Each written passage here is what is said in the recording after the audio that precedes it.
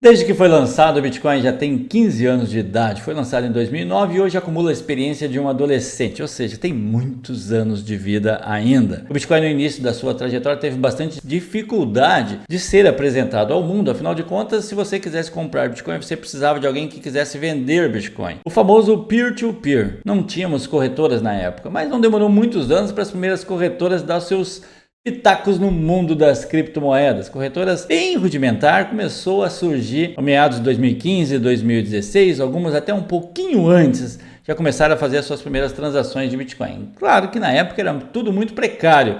Lembro eu da Binance em 2017, era difícil de fazer negociação, a leitura do gráfico era bem complicado também. Mas, enfim, as coisas foram evoluindo e as corretoras chegaram a um nível muito próximo de corretoras da Bolsa de Valores, da onde eu venho e da onde vem a maior parte das pessoas que estão transacionando criptomoedas hoje. Este sonho de ter uma corretora adequada para você fazer suas transações já foi realizado. Bastava agora realizar o segundo sonho: poder transacionar Bitcoin na Bolsa de Valores. Para isso, precisava de uma empresa que se propusesse a transformar o Bitcoin em papel. Cada unidade de Bitcoin pudesse se tornar um ETF. Dessa maneira, o Bitcoin poderia ser negociado na Bolsa de Valores. Foi um sonho por muito tempo, que aí mais uma vez acabou se tornando realidade há poucos dias atrás. Hoje eu vou te contar a verdade sobre o ETF do Bitcoin. Se você achou que o ETF do Bitcoin veio para te proporcionar a facilidade de solução, engana-se você. Não foi para você que o ETF veio agradar e eu vou te provar no vídeo de hoje. Se você ainda não é inscrito, por favor, se inscreva no canal, ative o sino de notificação, compartilhe o vídeo para mais pessoas saber da verdade sobre o ETF. Agora vem cá, deixa eu te mostrar. Bom, galera, acontece que para a gente falar de ETF de Bitcoin, nós temos que começar falando do ouro. Por que o Bitcoin é tão comparado com o ouro como essa notícia aqui da Money Times? Um dos maiores e mais recentes bajuladores sobre o Bitcoin, o famoso investidor Stan, afirmou: sinceramente, se a aposta no ouro funciona, a aposta no Bitcoin funcionará muito mais. Bom, e é fácil de entender a percepção dele, pois afinal de contas o ouro tem sim limite infinito. Você pode ficar minerando ouro para o resto da vida, ninguém sabe a quantidade de ouro que temos embaixo da terra hoje. Diferentemente do Bitcoin, que temos um limite de 21 milhões de unidades. Então, diferente do ouro, o Bitcoin tem um limite finito. Só que não se engane, não existe mais 21 milhões de unidades de Bitcoin. Bom, de acordo com essa matéria, o total de supply do Bitcoin hoje não ultrapassa 18 milhões de unidades. Segundo essa mesma matéria, 3 milhões de unidades de Bitcoin já se foram perdidas em transações erradas e, em alguns casos, perdendo a chave privada da sua carteira. Só para fazer uma comparação, se todo milionário do mundo fosse comprar Bitcoin, faltaria muito Bitcoin, pois temos 60 milhões de pessoas milionárias no mundo e temos apenas 18 milhões de Bitcoin disponível. Você está entendendo onde eu quero chegar? Bom, sabendo então que o Bitcoin tem potencial para ser o ouro moderno e está já com esse crédito de novo ouro, vamos entender o que aconteceu com o ouro no passado. Por favor, preste bastante atenção nesse vídeo, que essa parte do vídeo é muito importante para você entender o que vai acontecer com o Bitcoin daqui para frente. Bom, eu vou utilizar esse gráfico aqui que tem a listagem do ouro desde 1970. Ele subiu até 1980, incríveis 2.500%.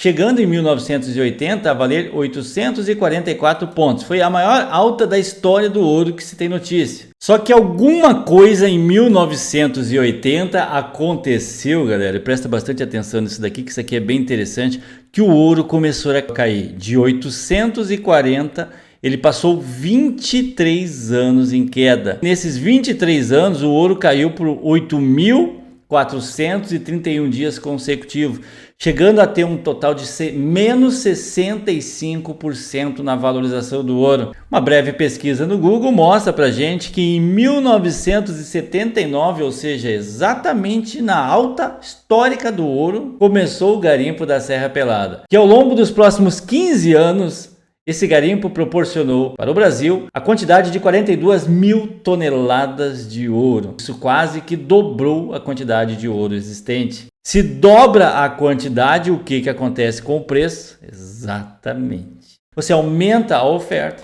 e cai o preço pela metade. Regra básica de economia, não é mesmo? Bom, e para entender quem sofreu maior impacto com essa queda, precisamos saber quem é que realmente compra ouro. Você compra ouro? Você vai na loja e compra ouro? Não, né? Você vai no mercado comprar barra de ouro? Não. Então quem de fato compra o ouro físico? Bom, se você pesquisar no Google, quem comprou mais ouro nos últimos 10 anos, vai aparecer 4 países. A China, a Rússia, o Brasil e os Estados Unidos. Então você percebeu quem é que foi o mais afetado com a queda de 23 anos de 1980 até 2003. Percebe que foram as pessoas que ditam as regras que foram os mais afetados? Você já está entendendo qual que é a mecânica da coisa? Se os caras que ditam as regras foram os mais afetados, então eles vão ditar a regra favorável a eles, não vão? E eles ditaram uma regrinha que proporcionou a virada do ouro para uma alta sem precedentes. Com a queda no valor do ouro, os mais afetados eram os donos do mundo, que agora em 2003 estavam desesperados vendo o dinheiro deles ser diluído, aumentando a quantidade de ouro. Para reverter esse processo só existia 2 maneiras. A primeira delas era impedir que as pessoas continuassem minerando ouro. E algumas leis foram criadas justamente nesta época. A lei que protege a Amazônia, por exemplo, se você parar para pensar, foi criada nessa época. Mas tudo bem, isso não aumentaria o valor do capital deles, pois afinal de contas aquela quantidade de ouro já foi descoberta e já estava diluída entre a população. Então o que eles precisavam fazer agora é aumentar a demanda por ouro. E para isso um país específico teve uma brilhante ideia. Deixa eu te falar, por curiosidade e coincidência, o país que detinha a maior quantidade de ouro na época teve uma ideia brilhante: criar um ETF de ouro. Em março de 2003, na pior fase da crise do ouro, a Austrália, detentora da maior quantidade de ouro na época, resolveu criar um ETF de ouro e foi negociado pela primeira vez na bolsa australiana. Adivinha o que aconteceu com o ouro desde a chegada do ETF do ouro? Desde então, o preço do ouro começou numa alta histórica sem precedente. Isso é porque você não precisava agora ser dono de um país para poder comprar ouro. Você simplesmente negociava ouro na bolsa de valores. Para cada quilo de ouro existente, ou para cada onça, existia uma quantidade de papel representando aquela onça. Desta forma, todo mundo teve acesso a ouro e as pessoas começaram a negociar o ouro na bolsa de valores. Mais pessoas querendo ouro, diminuiu a oferta, aumentou a demanda e aumentou o preço. Agora vamos lá. Quem foi que teve essa ideia? Não foi o país que mais detinha ouro na época, não foi a parte mais prejudicada que teve a ideia de lançar o ETF do ouro para poder valorizar o ouro, para deixar de ser a parte mais prejudicada. Tá vendo que eles não fizeram o ETF do ouro para ajudar você, eles fizeram o ETF do ouro para ajudar a eles mesmos, pois foi a parte mais prejudicada que deu a ideia de criar o ETF de ouro. Bitcoin é o ouro digital, não é verdade? Vamos pesquisar quem tem mais Bitcoin no mundo? Vamos dar um Google aí e você vai chegar que o governo dos Estados Unidos se torna um dos maiores detentores de Bitcoin do mundo. Por coincidência também, foi os Estados Unidos que aprovou o ETF de Bitcoin, agora poucos dias atrás. Então se você estava achando que o ETF de Bitcoin foi aprovado para ajudar você, engana-se você. É só você parar para pensar qual é o país mais interessado em arrecadar capital agora. Aquele que está perdendo o trono.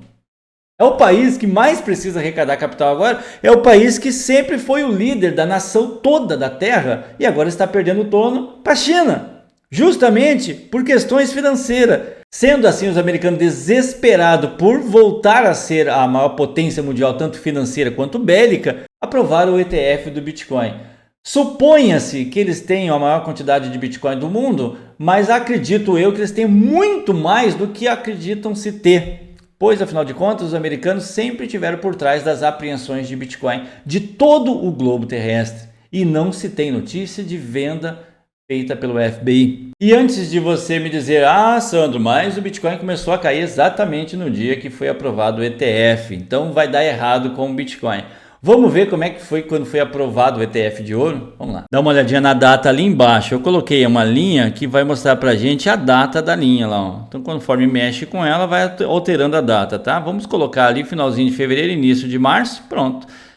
Este foi o momento em que foi aprovado lá em 2003 o ETF de ouro. O que aconteceu com o preço logo depois? Coincidentemente, o preço também caiu logo no início da aprovação do ETF do ouro. E para finalizar, podemos chegar à conclusão que o ETF do Bitcoin não veio nem para facilitar a minha vida e nem para facilitar a sua vida. E veio para facilitar a vida de quem criou o ETF do Bitcoin.